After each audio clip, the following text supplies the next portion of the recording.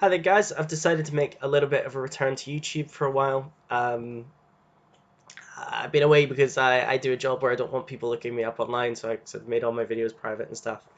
But at least for the moment I don't think anyone's searching for me, and I'm kind of hard to find if you don't know what you're looking for. So with ninth edition looming, I thought I'd come back and do one of my sort of roundup videos about what we know so far and what's coming on the horizon.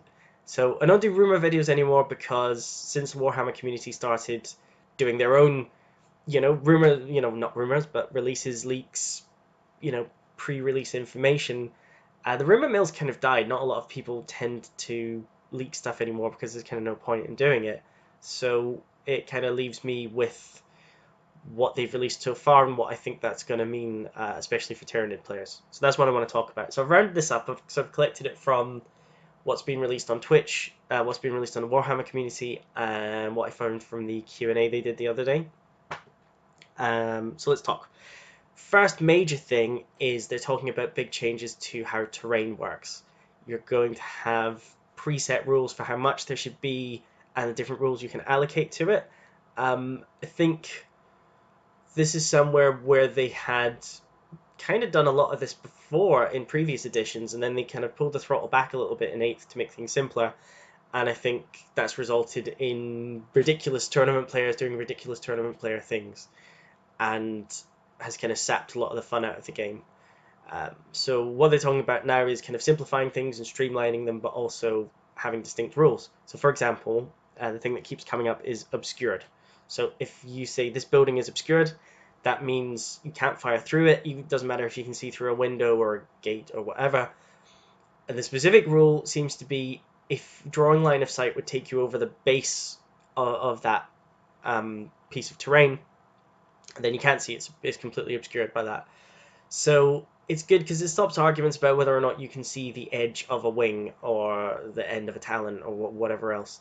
And it also stops you losing 30 Hormagaunts that are basically completely obscured because one is slightly visible.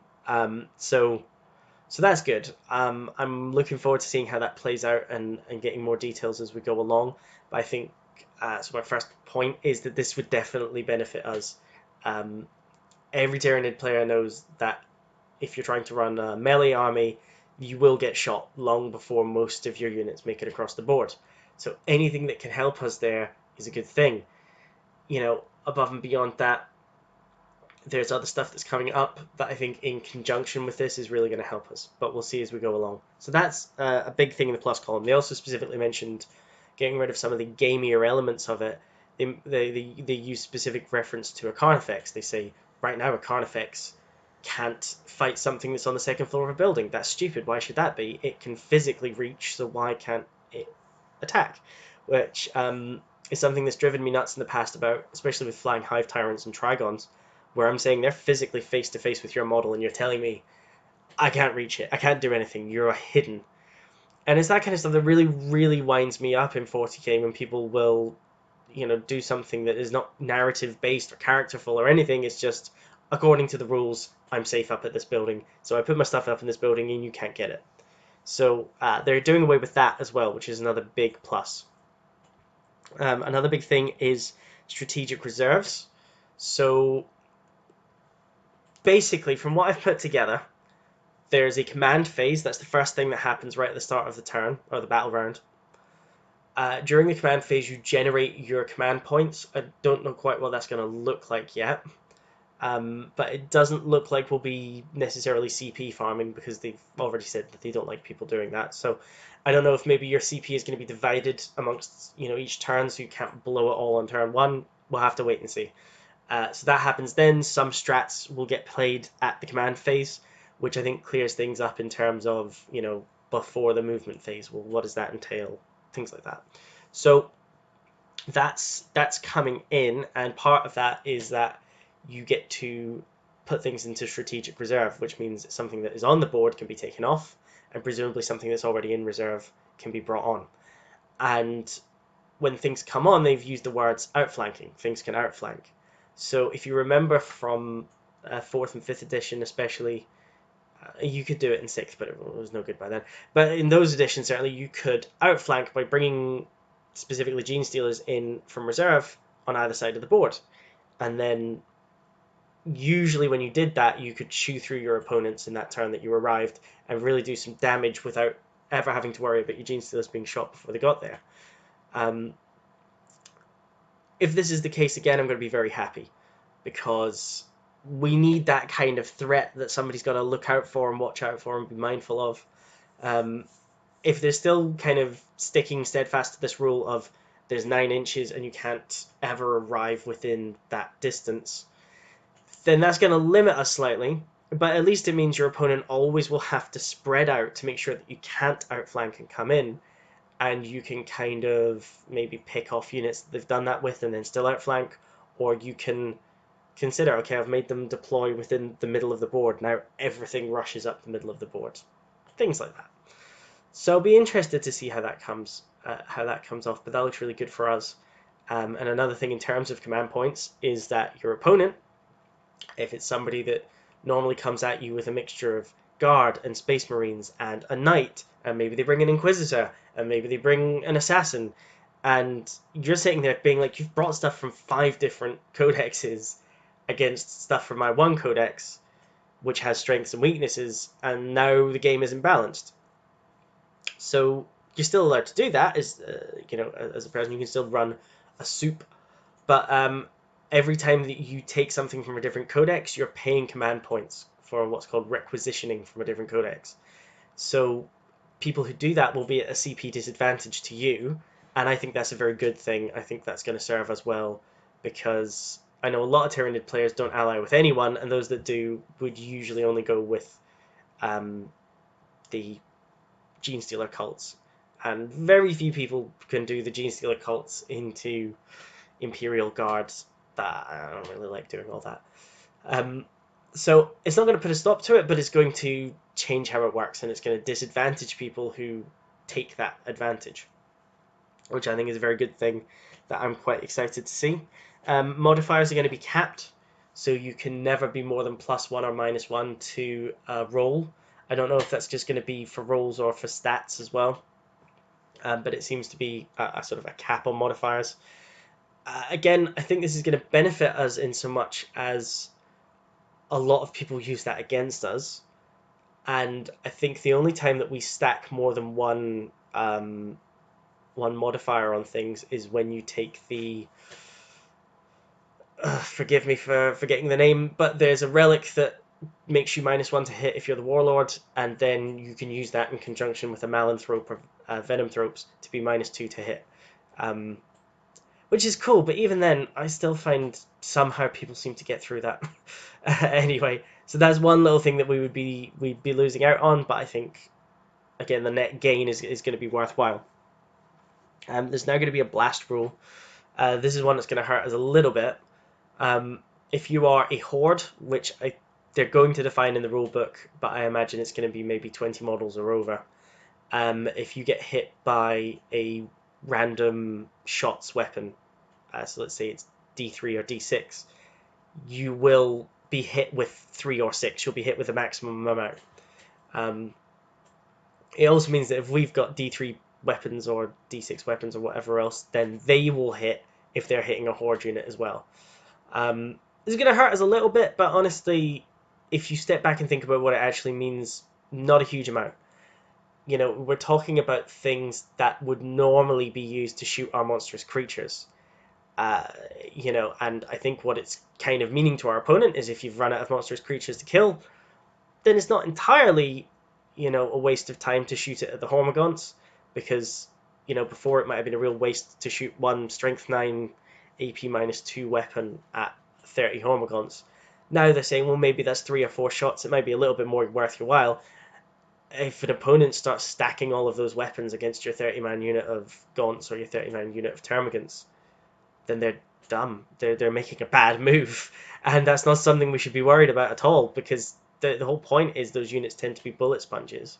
So I don't see that as something we should be worried about, and it could be useful if we're against, say, orcs or whatever, firing at them with venom cannons and whatnot. So we'll kind of see how that pans out, but I don't think that's a big issue for us. So the final thing I want to talk about, Crusade is Crusade. Crusade is interesting. It's a narrative-based thing. Most of the information released has been about Crusade, but I don't want to get into that too much because I don't know how that's going to affect us specifically, and obviously that's a very narrative play thing, so that's kind of niche in a way. Um, I'm excited about it, but I don't think it's going to affect us hugely one way or the other at this point. What I do want to talk about is the final thing that has been mentioned is that monstrous creatures and tanks can't be tied up anymore. So um, if you are in base-to-base contact or within 1 inch, you can still fully shoot all of your weapons during the shooting phase. Now, I don't know if there's going to be any caveats to that, like it has to be the closest unit or it has to be the unit you're in base-to-base contact with. Um, but especially if it isn't, I think this is a huge boost for us because we have more monstrous creatures, I think, than any other army. And this edition, most of them have been fairly weak. And a lot of people would say, well, yeah, why take this or why take that? Well, you're better off just taking the 60 Gene Stealers. So here I could see this being something that could give us a real boost. For example, if you're running a Flying Hive Tyrant, you can now think, well, before my opponent could put up a screen 6 inches in front of everything else and then really reduce the distance that I would effectively be able to shoot at, you can now get up close and personal to that screen, and still be able to shoot everything all around. It really makes me think two main things, I suppose. The first is that it's kind of going to change my approach to a battle. Right now, I would have what I would think of as an artillery section at the back, which is an Exocrine, a Tyranid, some Hive Guard, kind of hunkered down at the back, hiding. And then I would have other stuff that would move up forward. And my opponent still always manages to shoot all of my artillery at the back, all of my guys going forward, and I die. And I think now that I can think, for example, the Exocrine, he's got that strat that lets him move and still fire his full capabilities, then I would definitely be thinking, well, the Exocrine's not bad in close combat. I would never intentionally charge an Exocrine into something unless I knew I was going to be charged the next turn anyway. And even still, possibly wouldn't do it. But actually, well, they're not bad in close combat at all. And if I can do that and still have full efficiency at shooting, then I'll probably just march them forward, shooting every turn, then, pick something a bit meatier because they've actually got quite good stats, and attack that all the while shooting everything that's within range. And even if they die, and even if that makes them die slightly quicker than they would have done to shooting, it's making my opponent prioritize them. It's making my opponent have to think, oh, I have to get that down now. I have to do something about it. And maybe if they're doing that, they're leaving everything else alone. Obviously, this isn't going to apply to Hive Guard because they are not monstrous creatures. So, maybe I'll still be camping them out at the back. But, again, they can still be that element, that hidden element at the back that is completely obscured, and I'm just leaving them there the whole game while everything else is moving up. I think the other thing it kind of makes me think about is I've been told, I'm part of the Tyranid subreddit, and I've been told in the past that people on there consider it suboptimal to split between melee and shooting weapons in 8th edition. You either go full DAC effects or you go full close combat, and never the two shall meet. And what I often find is whichever one I go for, I'm always missing the other one. I'm kind of like, drudging these Carnifexes up the board. They're not getting up very quickly. They're getting shot at all the time. And by the time they finally make it up, they do a few wounds, they do some damage, and then they die. Or if I'm hanging them back and shooting, by the time somebody gets to them, it's like, well, now they're worthless because, in this edition, monstrous creatures don't have those abilities to, ignore armor and everything else, so they're just a fairly weak close combat presence if they don't have the built-in weapons. So I could see people now considering taking more of a split build, Scything Talons and Devourers with Brain Leech Worms or whatever else they might choose. And then, you're kind of a bit of a jack of all trades. And by the time you get up to the line, or especially if you outflank to the line, then you're in close combat, you're doing what you're good at, and you're shooting everything that's all around. You become more of a dual threat. I think as well with Flying Hive Tyrants, I think we could definitely see that as well. So I'm interested, I'm excited. I think we still, as a codex, are going to need some boosts. Especially I think the Hive Tyrant doesn't have enough attacks for what is current.